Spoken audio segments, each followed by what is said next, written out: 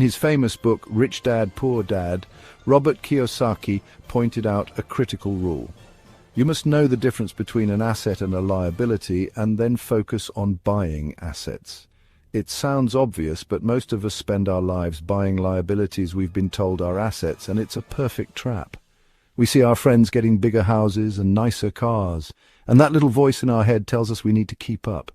This keeping up with the Joneses game is a race where the finish line is always moving, designed to keep us running forever. We end up with a life full of expensive obligations that own us instead of the other way around. But what if there was a different filter? A simple question that could change every financial decision you make for the rest of your life. Let's set aside the accounting textbooks for a minute and look at money through the lens that wealthy people use. It all boils down to a rule so simple it's almost shocking. An asset is something that puts money in your pocket. A liability is something that takes money out of your pocket. That's it. Think of your financial life like a bucket. Liabilities are holes drilled in the bottom, constantly letting your money leak out. Assets are faucets installed at the top, constantly pouring money in. It's all about cash flow.